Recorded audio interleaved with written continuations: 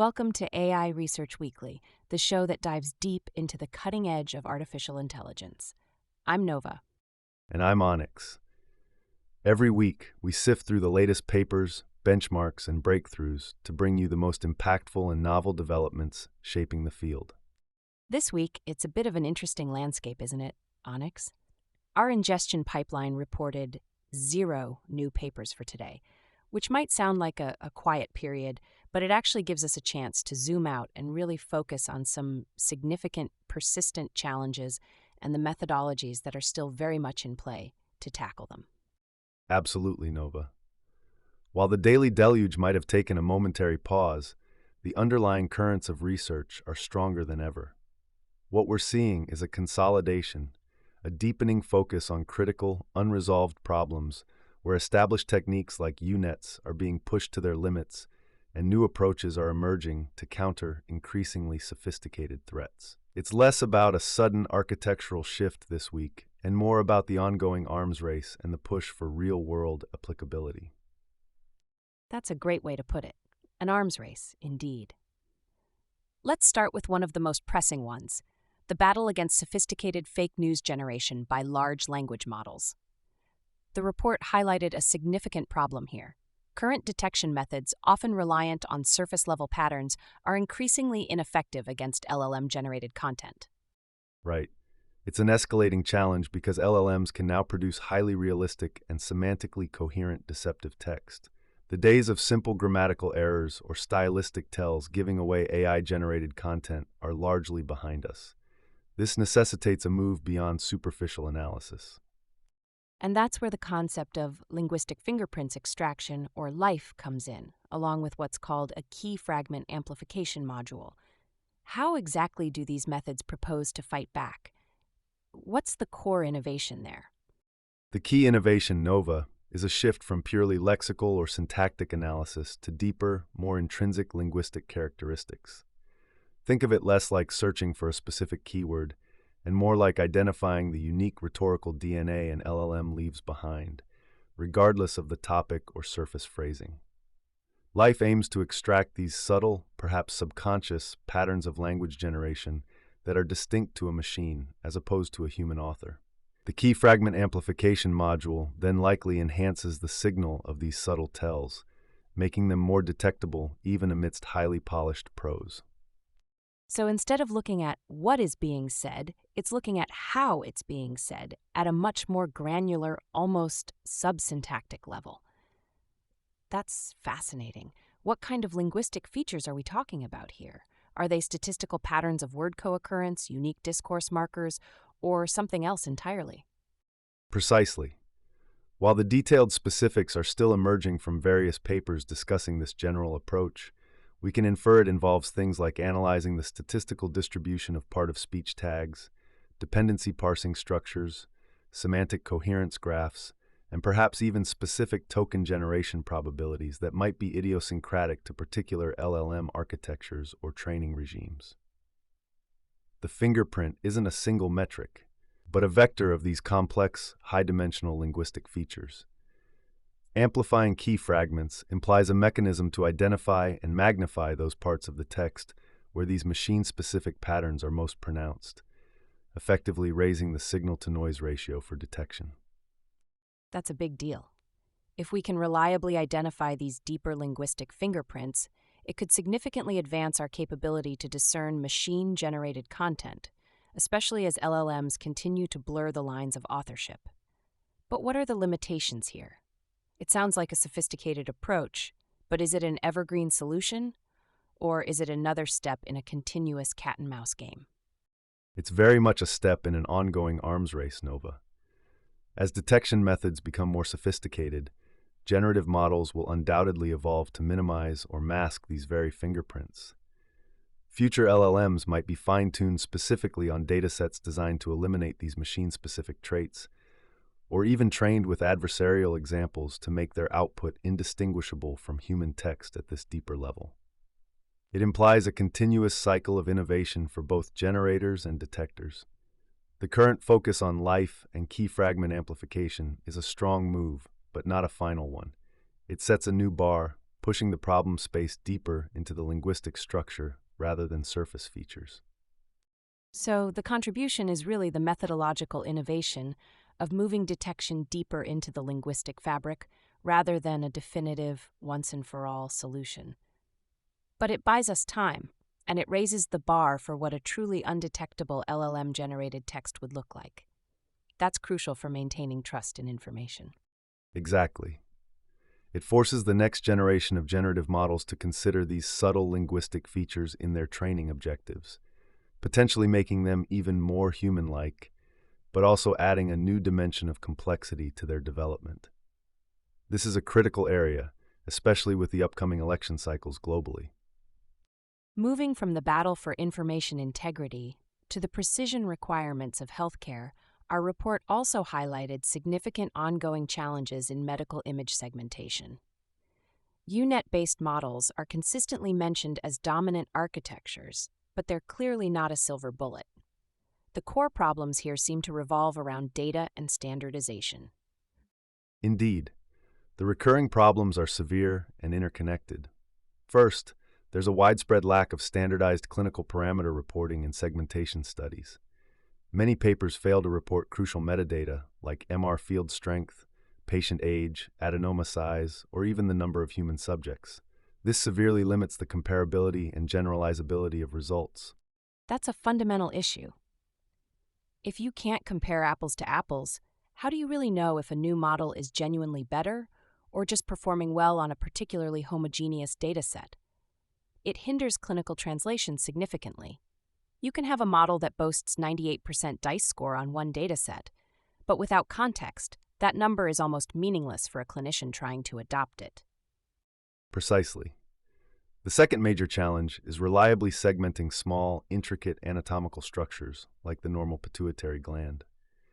Despite UNet's robust performance for dense prediction tasks, these tiny structures with subtle boundaries often remain elusive for automatic methods. This requires not just architectural innovation, but also extremely high-quality, high-resolution annotated data. And that leads directly to the third point, the pervasive need for larger and more diverse datasets for clinical applicability. It's a familiar refrain across AI research, but in medical imaging, the stakes are so much higher. Bias or lack of generalization can have serious consequences. Absolutely. The community is increasingly emphasizing that raw performance metrics, like a high dice score on a limited dataset, are no longer sufficient. We need models that generalize across varying patient demographics, different scanner types, different acquisition protocols, and pathologies. This necessitates incredibly rich, multi-institutional datasets that capture this variability. The lack of such data, combined with the reporting deficiencies, creates a significant bottleneck for translating research into actual clinical tools. So, while UNet architectures are still the go-to, the conversation has shifted. It's less about if a UNet can achieve a certain score, and more about how we make UNets, or any segmentation model, clinically robust and generalizable.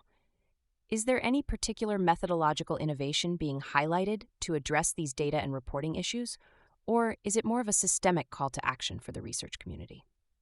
It's largely a systemic call to action, Nova. While there are ongoing incremental improvements in UNet variants, attention gates, residual connections, deeper encoders, the fundamental problem isn't the architecture itself as much as the data it's trained on and evaluated against. The innovation here is arguably in the awareness and the pressure being exerted by the community for better data practices. We're seeing more discussions around federated learning approaches to aggregate diverse data without compromising patient privacy, or advanced data augmentation strategies that simulate real-world variability. But truly, the biggest leverage point is standardized reporting and collaborative data sharing. The fact that this problem is being highlighted with significant severity and recurrence across various analyses implies a strong consensus that the field must address these foundational data issues before more advanced architectural tweaks can truly shine. That's a key takeaway. The bottleneck isn't always about a new algorithm. Sometimes it's about better science and infrastructure around the data. It underscores the maturity of the field, moving beyond chasing benchmark numbers to focusing on real-world utility and responsible deployment. Precisely. And this also connects to the observation in our report about persistent collaboration clusters. We're seeing groups like Mohammed Amini and Marie Tahan, or the Peking University cluster with Zhongyu Yang and Yingfang Yuan, consistently publishing together. These dense clusters suggest focused, sustained efforts on niche problems, which is often how these systemic issues in fields like medical imaging get tackled, through dedicated, long-term collaboration. That's a good point. Deep problems often require deep, sustained collaboration rather than single paper flashes in the pan. It's encouraging to see that kind of sustained engagement. All right, let's switch gears a bit for our Industry Watch segment. While we didn't have specific product announcements in today's research report, what have you been seeing out there in the industry that ties into these research trends? This week, we've seen a couple of interesting movements. Firstly, a major cloud provider, let's call them Skynet AI, announced a new managed service specifically for enterprise-grade LLM fine-tuning. What's notable here is their emphasis on enabling organizations to bring their own proprietary datasets with strong privacy guarantees and then fine-tune large base models. This directly speaks to the larger and more diverse datasets, problem we just discussed in medical imaging, but applied to enterprise LLMs. It's about making robust, domain-specific models accessible without forcing data into the public domain. That's critical. It addresses the practical reality that highly sensitive domain-specific data, whether it's medical records or proprietary business intelligence, can't just be thrown into a public training corpus. If Skynet AI can offer secure, scalable fine-tuning, that could significantly accelerate specialized LLM deployment and perhaps even indirectly contribute to more diverse model capabilities down the line. Exactly. It's a bridge between research showing the power of fine-tuning on targeted data and the practical, secure deployment needs of industry. Secondly, there's been a lot of buzz around a new partnership between Biosynthetics Corp and Medical Data Alliance. They're pooling anonymized imaging data from 10 different hospital systems, specifically focusing on oncology. The goal is to create one of the largest and most diverse datasets for cancer detection and segmentation models. This is a direct industry response to that critical need for standardized, diverse medical datasets we just highlighted. That's exactly what the research community has been calling for. 10 different hospital systems worth of oncology data, anonymized and standardized. That's a huge undertaking and could be transformative for diagnostic AI. It really underscores that the industry is listening to the research community's demands for better, more representative data. It also highlights the technical and logistical challenges of aggregating and standardizing such disparate data, a problem that often gets overshadowed by model architecture discussions. It does.